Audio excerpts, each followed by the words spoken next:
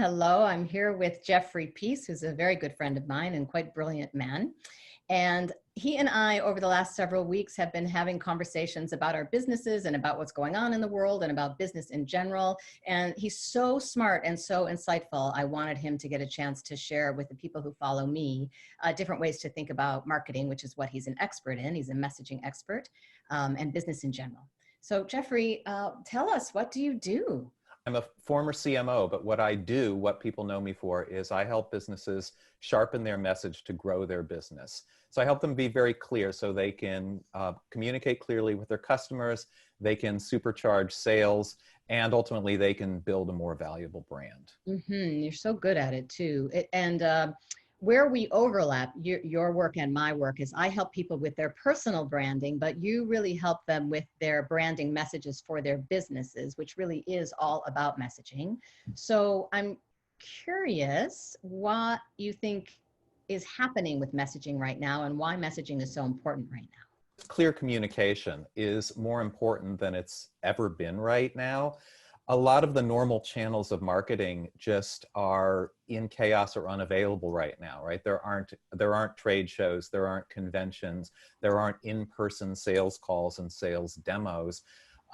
So whenever you have a big spark gap like that, the spark has to be really, really sharp and clear. So messaging is certainly important right now for any business that actually wants to survive and thrive and come out of this stronger. And no matter what situation a business is in, especially in times of difficulty, they also need messaging clarity to their employees and messaging clarity about their business to unify their employees. People are very, very scattered right now, although at the same time, human connection has never been more important for a business. This is literally the worst possible time to be a faceless corporation, either to your customers or especially to your employees. Businesses are experiencing, obviously, a lot of challenges right now, and words matter. Communicating clearly is going to affect the fate of any business right now for years and years to come. Yeah, I certainly agree with that. And the place where we both align, and I help business leaders show up internally with their internal messaging. Yes. And so I've been talking to a lot of leaders around the fact that the choices that they make in terms of their own personal reputation, their personal brand within their businesses, how they're showing up now at work is going to stick with them for years to come. And if they treat their people well, they're going to engender loyalty. And if they don't treat their people well, or they don't have empathy and sensitivity, that's going to ruin their reputation as well. So could you elaborate a little bit on how that same kind of thinking might apply to a business, small business or large business from a business? Sure. Just take what you just said and multiply it by the number of employees you have, which can be, 10 or thousands or millions.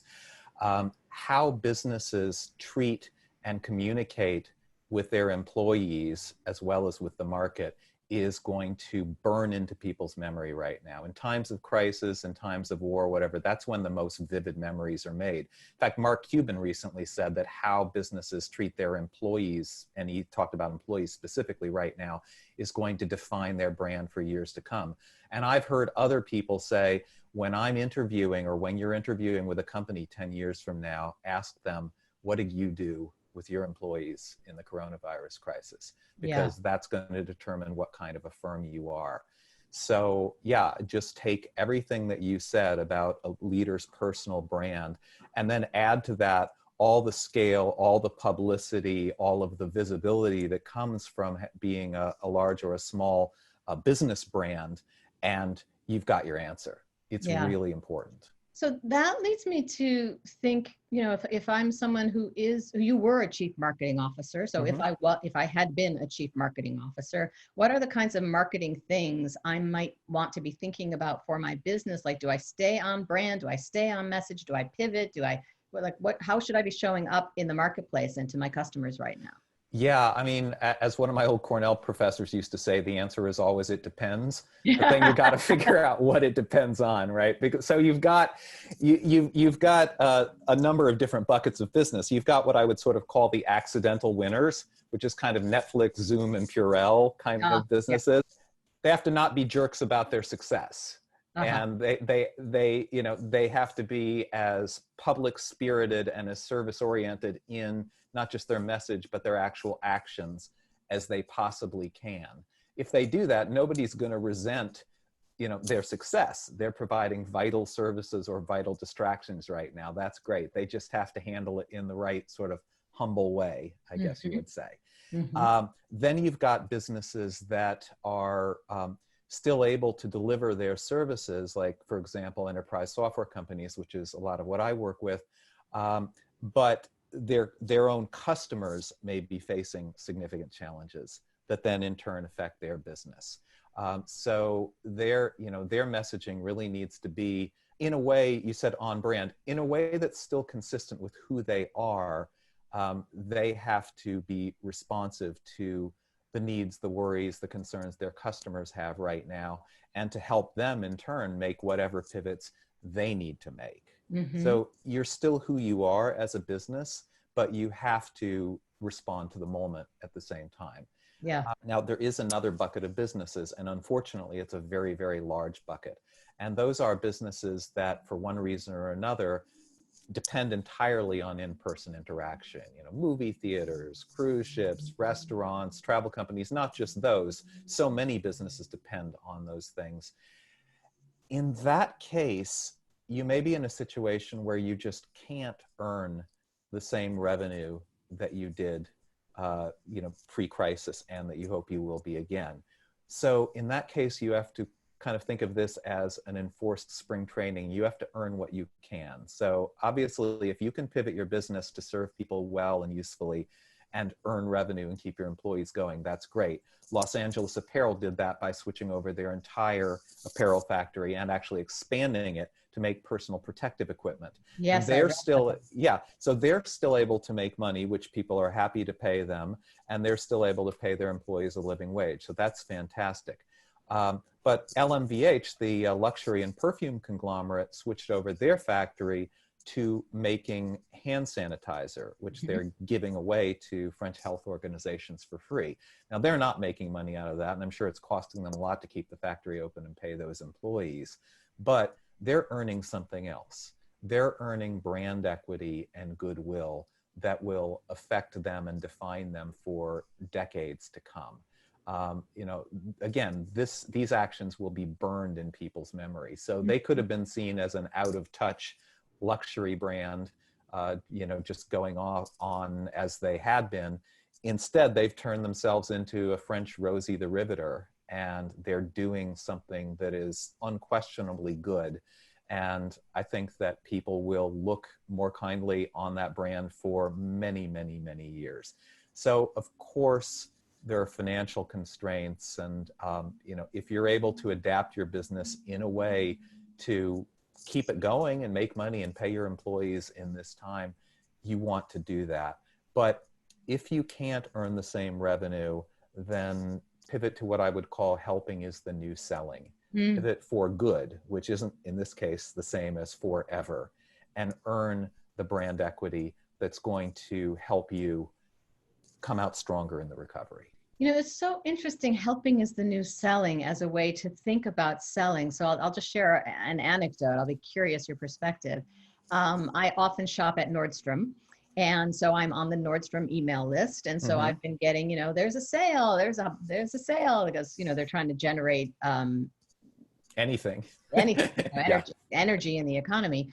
And the recent things that they have been marketing to me that I might be interested in purchasing at 60% off. So, okay, obviously this is a great time. You can buy something that you might have bought anyway cheaper, was pants and shoes.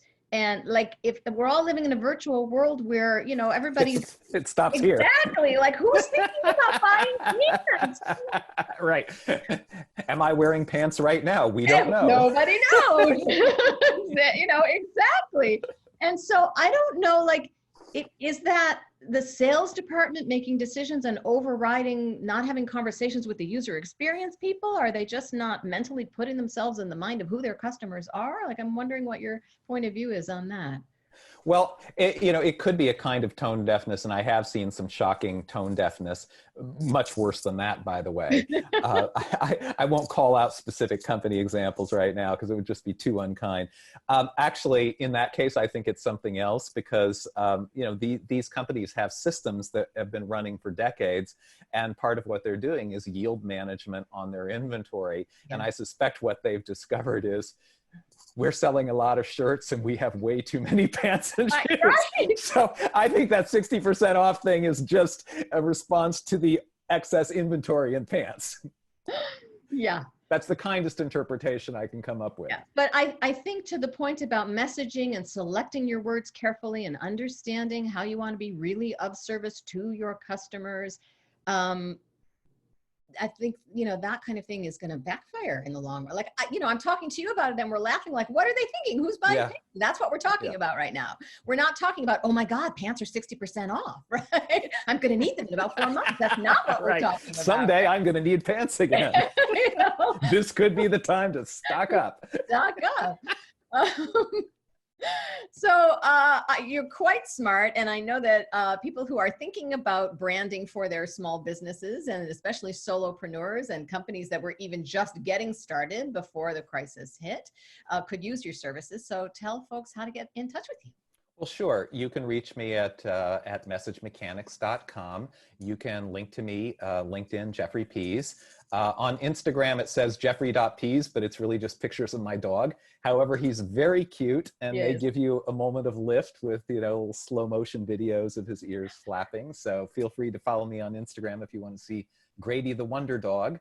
And I would be very, very happy to offer anybody listening to this a short free consultation about how they can find their helping is the new selling, or how they can find their pivot to adapt their business and come out of this stronger. Because although none of us would have wanted this crisis, there will be businesses that come out of it not just as good, but actually a lot better than they were. And so if from a messaging and positioning perspective, I can help you be one of those, I would really love to do that. I would encourage anybody watching to take Jeffrey up on that. He's really insightful, and on his website, he has a great blog. He's a fabulous writer as well. So you can read in more depth many of the thoughts and ideas that he shared with us today. Thank you so much. Right. Well, thank you, Carol. Always wonderful to talk to you. Yeah. Bye. Bye.